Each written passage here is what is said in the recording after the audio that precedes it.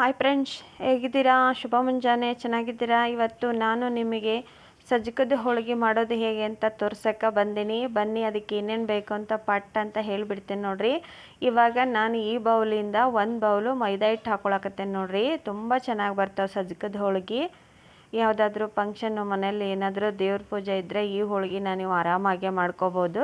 ಮತ್ತು 1 ಬೌಲ್ನಷ್ಟು ಹೋಳಿಗೆ ರವೆ ಹಾಕಾಕತ್ತೇನೆ ನೋಡ್ರಿ. ಚಿರೋಟಿ ರವೆ ಅಂತಿರಲ್ಲ, ಅದು 1 ಬೌಲ್ನಷ್ಟು ಚಿರೋಟಿ ರವೆ, 1 ಬೌಲ್ನಷ್ಟು ಮೈದಾ ಹಿಟ್ಟು, ಎರಡನ್ನೂ ನೀಟಾಗಿ ಮಿಕ್ಸ್ ಮಾಡ್ಕೊಳ್ಳಿ. ಒಂದು ಸ್ವಲ್ಪ ಉಪ್ಪು ಮತ್ತು ಎಣ್ಣೆ ಹಾಕಿ ಕಲಸಿಟ್ಕೊಂಬಿಡಿ. ನೀವೇನು ಹೋಳಿಗೆ ಮಾಡೋಕೆ ಏನು ಕಲಿಸ್ತೀರಲ್ಲ ಅದೇ ಸೇಮಾಗಿ ಕಲಿಸ್ಕೋಬೇಕು. ಒಂದು ಅರ್ಧ ಗಂಟೆ ಅಂತೂ ನೆನೆಬೇಕಿದೆ ಹಿಟ್ಟು, ತುಂಬ ಚೆನ್ನಾಗಿ ಬರ್ತಾವೆ ಹೋಳಿಗೆ.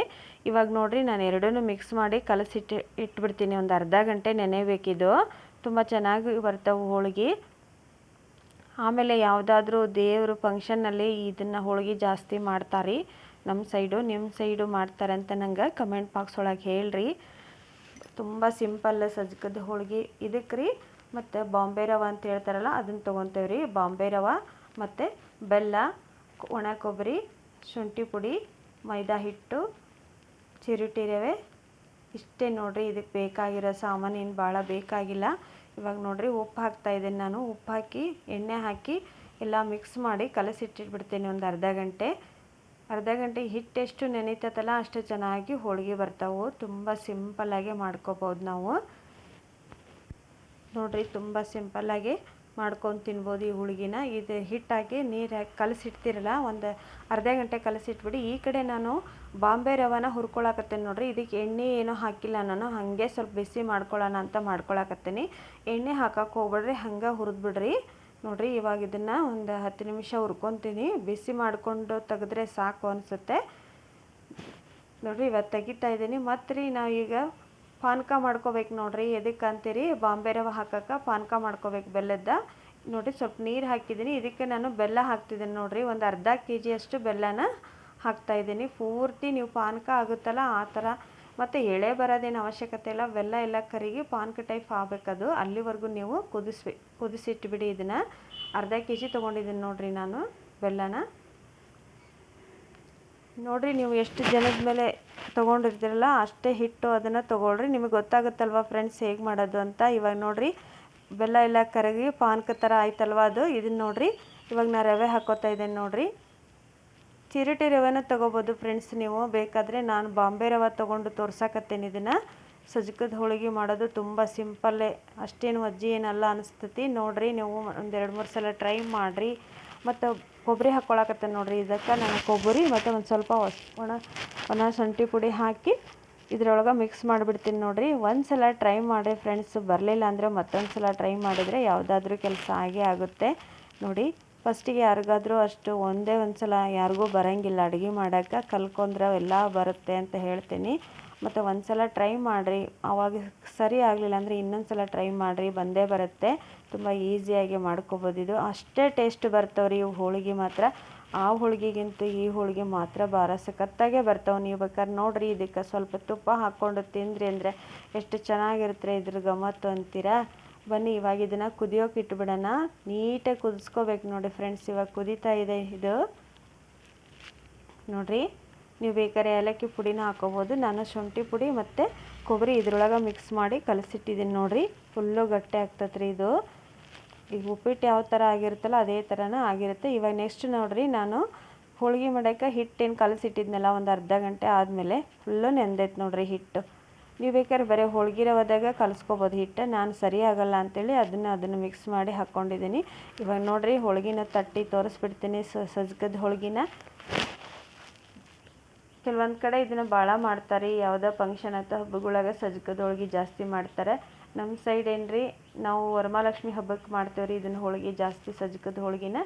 ಇವಾಗ ನೋಡಿರಿ, ಮತ್ತು ನಿಮಗೂ ತೋರಿಸ್ಬೇಕಿತ್ತಲ್ಲ ಈ ರೆಸಿಪಿನ, ಅದಕ್ಕೆ ಒಂದು ಸಲ ಮಾಡಿ ತೋರ್ಸೋಣ ಅಂತಂದು ನಿಮಗೆ ತೋರ್ಸೋಕ್ಕೆ ತೊಗೊಂಬಂದಿದ್ದೆ ರೆಸಿಪಿನ. ಬನ್ನಿರಿ, ಇವಾಗ ನೋಡಿರಿ, ಕೈಗೆ ನೀಟಾಗಿ ಎಣ್ಣೆ ಹಚ್ಕೊಂಡು, ನೀವೇನು ಸಾಮಾನ್ಯ ಹೋಳಿಗೆ ಮಾಡ್ತಿರಲ್ಲ, ಬೇಳೆ ಹೋಳಿಗೆ ಮಾಡ್ತಿರಲ್ಲ ಮತ್ತು ಕಡಲೆಬೇಳೆ ಹೋಳಿಗೆ ಮಾಡ್ತಿರಲ್ಲ ಅದೇ ಟೈಪ್ ಹಿಟ್ಟು ಇದೆ. ಇದನ್ನು ಈ ಥರ ಮಾಡಿಕೊಂಡು ಇದಕ್ಕೆ ಅಲ್ಲೇನು ನಾವು ಹೂರ್ಣ ಅಂತೇಳಿ ಮಾಡಿಟ್ಕೊಂಡಿರ್ತೇವಲ್ಲ ಅದು ಪೂರ್ತಿ ನೀವು ಬೇಕಾದ್ರೆ ಉದ್ಕೊಂಡಾದರೂ ಮಾಡ್ಕೊಳ್ರಿ, ಕೈಯಲ್ಲಿ ತಟ್ಕೊಂಡಾದರೂ ಮಾಡ್ಕೋಬೋದು. 2 ಆಪ್ಷನ್ಸ್ ಇದೆ ನೋಡಿರಿ.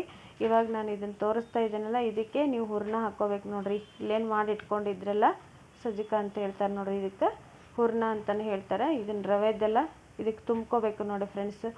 ತುಂಬಿಕೊಂಡು ನೀವು ನೀಟಾಗಿ ತಟ್ಕೋಬೇಕು. ನಿಮಗೆ ತಟ್ಕೊಳಕ್ಕಾಗಲಿಲ್ಲ ಅಂದರೆ ಉದ್ಕೊಂಡ್ರಾದರೂ ಮಾಡ್ಕೊಳ್ಳಿ. ಮೇಲ್ಗಡೆ ಒಂದು ಕವರ್ ಹಾಕಿರಿ. ಈ ಥರ ಸ್ವಲ್ಪ ಈ ಥರ ಹೀಚಿದ್ರೆ ಸಾಕು ನೋಡಿ ಫ್ರೆಂಡ್ಸ್, ತುಂಬ ದೊಡ್ಡದಾಗಿಬಿಡುತ್ತೆ. ನಾನು ನಿಮಗೆ ಉದ್ದಿ ತೋರಿಸ್ತೀನಿ ಮತ್ತು ತಟ್ಟಿ ತೋರಿಸ್ತಾ ಇದ್ದೀನಿ. ನಾನು ಇವಾಗ ಉದ್ಕೊತಾ ಇದ್ದೇನೆ ನೋಡಿ. ನಿಮ್ಗೆ ಯಾವ ಸೈಜಲ್ಲಿ ಬೇಕೋ ಆ ಸೈಜಲ್ಲಿ ಉದ್ಕೋಬೋದು. ದೊಡ್ಡದು ಬೇಕಾದ್ರೆ ದೊಡ್ಡದು, ಸಣ್ಣದು ಬೇಕಾದರೆ ಸಣ್ಣದು. ತುಂಬ ಸಿಂಪಲ್ ಫ್ರೆಂಡ್ಸ್ ಇದು ಮಾಡೋದು.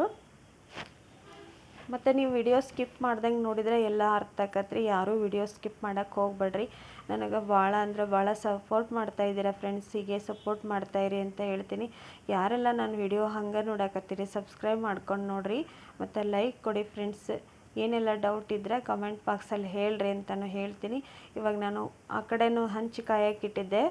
ಹೋಳಿಗೆ ಹೆಂಚೇನಿತ್ತಲ್ಲ ಅದನ್ನೇ ಕಾಯಕ್ಕಿಟ್ಟಿದ್ದೆ. ಇವಾಗ ನೋಡಿರಿ ತೆಗಿತೀನಿ ನಾನು ಮೇಲ್ಗಡೆ ಕವರ್ ತೆಗೆದು ಇವಾಗ ಹಾಕ್ತೀನಿ ನೋಡಿರಿ ನಾನು ಹಂಚ ಮೇಲೆ ಅದನ್ನು.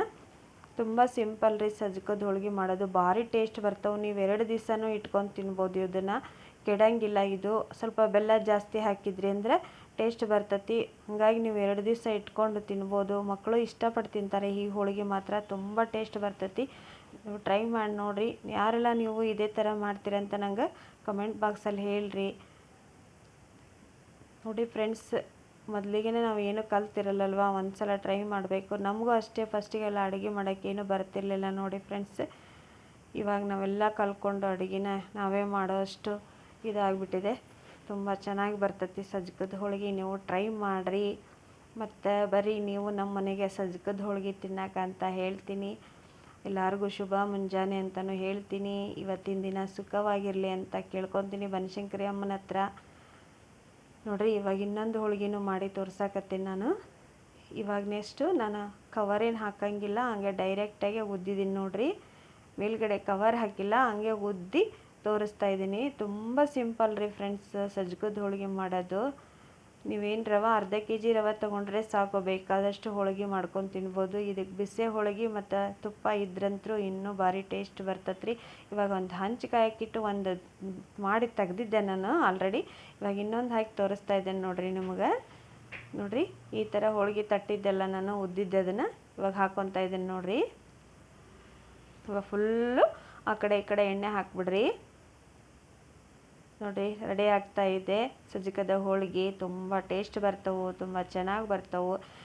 ಯಾರೆಲ್ಲ ವರಮಹಾಲಕ್ಷ್ಮಿ ಹಬ್ಬಕ್ಕೆ ಭಾಳ ಮಾಡ್ತಾರೆ ಇದನ್ನು ಸಜ್ಜಕದ ಹೋಳಿಗೆನ. ನೋಡಿರಿ ಇವಾಗ ರೆಡಿ ಆಯಿತು ಸಜ್ಜಕದ ಹೋಳಿಗೆ.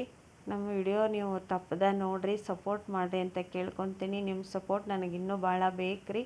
1K ಹತ್ತಿರದಲ್ಲಿದ್ದೀನಿ ರೀ. ಬೇಗ 1K ಮಾಡಿಸ್ಕೊಡ್ರಿ. ನೋಡಿರಿ ಇವಾಗ ರೆಡಿ ಆಯಿತು ಸಜ್ಜಕದ ಹೋಳಿಗೆ. ಬನ್ನಿ ಫ್ರೆಂಡ್ಸ್ ಸಜ್ಜಕದ ಹೋಳಿಗೆ ತಿನ್ನೋಣ ಎಲ್ಲರೂ. ಭಾಳ ಟೇಸ್ಟ್ ಬರ್ತವೆ ನೋಡಿರಿ. 2 ದಿವಸ ನೀವು ಆರಾಮಾಗಿ ತಿನ್ಬೋದು. ಸ್ವಲ್ಪ ಮೆತ್ತಗೆ ಆಗ್ತೈತೆ ರೀ. ಮತ್ತು ಆಮೇಲೆ ರೋಸ್ಟ್ ಆತಂದ್ರೆ ಇನ್ನೂ ಟೇಸ್ಟ್ ಬರ್ತೈತಿ ಅಂತ ಹೇಳ್ತೀನಿ. ಯಾರಿಗೆಲ್ಲ ನಾನು ವಿಡಿಯೋ ರೆಸಿಪಿ ಇಷ್ಟ ಆಗೈತಿ ದಯವಿಟ್ಟು ಹಂಗೆ ನೋಡಬೇಡ್ರಿ, ಲೈಕ್ ಮಾಡಿರಿ, ಕಮೆಂಟ್ ಮಾಡಿರಿ. ಮತ್ತು ನೆಕ್ಸ್ಟ್ ವಿಡಿಯೋದಾಗ ಮತ್ತೆ ಸಿಗ್ತೇನೆ. ಬನ್ನಿ ಫ್ರೆಂಡ್ಸ್ ಹೋಳಿಗೆ ತಿಂದು ಮತ್ತೆ ಬರ್ತೀನಿ. ಬಾಯ್.